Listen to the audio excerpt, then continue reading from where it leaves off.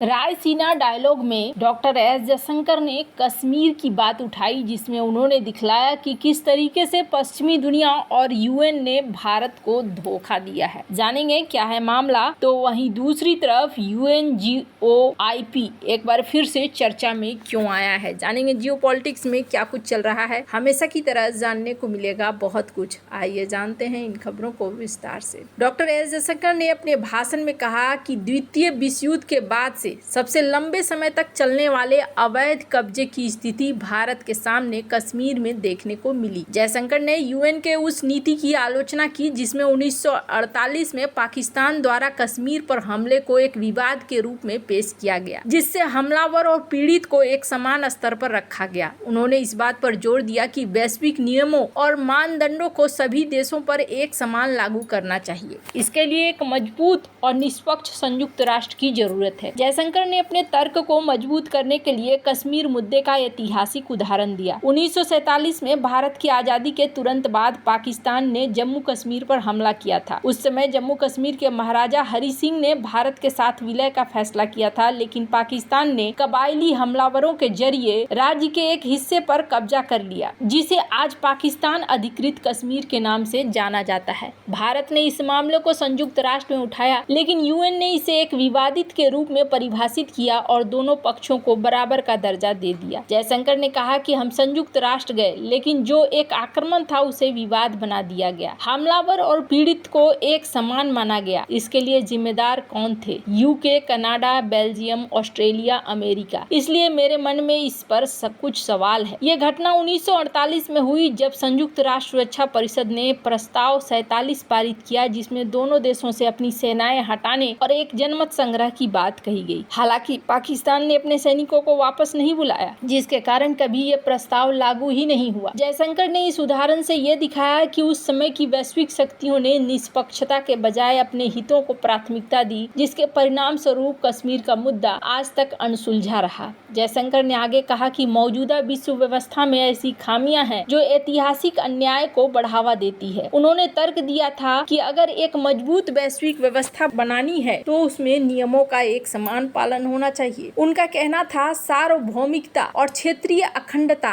वैश्विक नियमों की बुनियाद है, लेकिन इन्हें चुनिंदा तरीके से लागू किया जाना चाहिए। उन्होंने संयुक्त राष्ट्र में सुधार की वकालत करते हुए कहा कि ये संस्था अब पुरानी हो चुकी है और इसे आज की जटिल दुनिया की चुनौतियों से निपटने के लिए सशक्त और निष्पक्ष बनाना होगा। रायसीना डायलॉग में डॉक्टर एस जयशंकर का यह बयान भारत के उस लंबे समय से चली आ रही मांग को रेखांकित करता है, जिसमें वह वैश्विक मंचों पर निष्पक्षता और अपने क्षेत्रीय अखंडता की रक्षा की बात करता आया है। कई तरह के इस तरीके के उदाहरण है। साइप्रस एक छोटा सा द्वीप देश है जो 1960 में ब्रिटेन से आजाद हुआ। इसकी आबादी में ग्रीक और तुर्की मूल के लोग शामिल थे। 1974 में तुर्की ने साइप्रस के उत्तरी हिस्से पर हमला कर कब्जा कर लिया, जिसे तुर्की ने शांति अभियान का नाम दिया। यह हमला ग्रीक समर्थित तख्तापलट के जवाब में किया गया था, लेकिन इसका परिणाम यह हुआ कि साइप्रस दो हिस्सों में बट गया। उत्तरी साइप्रस जो तुर्की समर्थित था और दक्षिणी साइप्रस जो ग्रीक समर्थित था। संयुक्त राष्ट्र ने इस मामले में हस्तक्षेप किया और शांति सेना तैनात की, लेकिन वह तुर्की के कब्जे को रोक नहीं सका। UNHRC ने कई प्रस्ताव पारित किए जिसमें तुर्की से सैनिक हटाने की मांग की गई, लेकिन तुर्की ने इन प्रस्तावों का पालन नहीं किया। आज तक उत्तरी साइप्रस को केवल तुर्की ही मान्यता देता है और यह मुद्दा अनसुलझा है। ये ठीक उसी तरीके से है जिस तरीके से POK का मुद्दा है। खैर, अब ऊपर से यहाँ पर ना एक सेना तैनात है, संयुक्त राष्ट्र सैन्य पर्यवेक्षक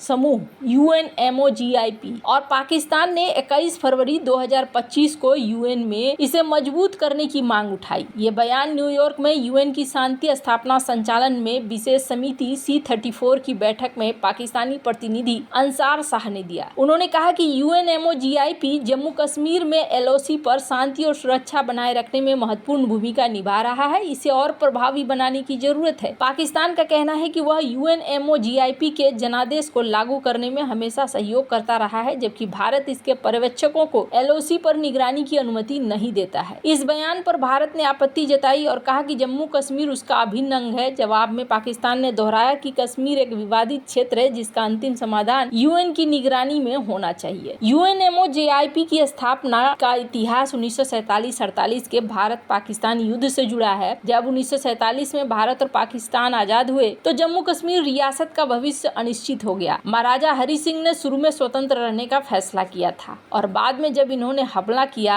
तब 1948 में भारत ने इस मामले को संयुक्त राष्ट्र में उठाया और यूएन सुरक्षा परिषद ने 21 अप्रैल 1948 को प्रस्ताव 47 पारित किया, जिसमें दोनों देशों को युद्ध विराम करने, जनमत संग्रह कराने की बात कही गई और इसके लिए संयुक्त राष्ट्र ने UNMOGIP, जो उस समय UNCIP के नाम से जाना जाता था, उनकी स्थापना की और यहाँ पर 1949 में सैनिकों की तैनाती कर दी। लेकिन यहाँ दोनों पक्षों की निगरानी करना था। हालांकि पाकिस्तान ने अपनी सेना वापस नहीं ली, जिसकी वजह से न कभी जनमत संग्रह हुआ और न ही कुछ आगे बात बन सकी। UNMOGIP शुरू से ही कश्मीर में शांति स्थापना के लिए बना, लेकिन ये किसी काम का नहीं है, ये पहले भी दिखा है, क्योंकि 1971 में भारत और पाकिस्तान के बीच युद्ध के बाद शिमला समझौता हुआ, जिसका जिक्र इस संदर्भ में किया गया। इस समझौते में दोनों देशों ने अपनी समस्याओं को द्विपक्षीय रूप से हल करने का वादा किया और नियंत्रण रेखा को फिर से परिभाषित किया गया। भारत का तर्क है कि शिमला समझौते के बाद UNMOGIP की भूमिका खत्म हो गई, क्योंकि अब ये एक द्विपक्षीय मामला है। वहीं पाकिस्तान का कहना है कि कश्मीर का मूल विवाद अभी भी अनसुलझा है और UNMOGIP का जनादेश तब तक लागू रहना चाहिए जब तक UN प्रस्तावों के तहत जनमत संग्रह नहीं हो जाता है। इस मतभेद के कारण UNMOGIP की भूमिका हो गई है सीमित, लेकिन पाकिस्तान इसे मजबूत करने की मांग करता रहता है। कहा जा रहा है साल 2020 में जब भारतीय सेना ने LOC पर एक UNMOGIP वाहन पर गोलीबारी की थी, जिसमें वाहन क्षतिग्रस्त हो गया था। पाकिस्तान ने इसे UN के जनादेश का उल्लंघन बताते हुए इसकी निंदा की और UNMOGIP को सशक्त करने की मांग दोहराई। पाकिस्तान की ये मांग UNMOGIP को मजबूत किया जाए, उसके उस दृष्टिकोण से जुड़ा है जिसमें ये कश्मीर को अंतर्राष्ट्रीय विवाद मानता है।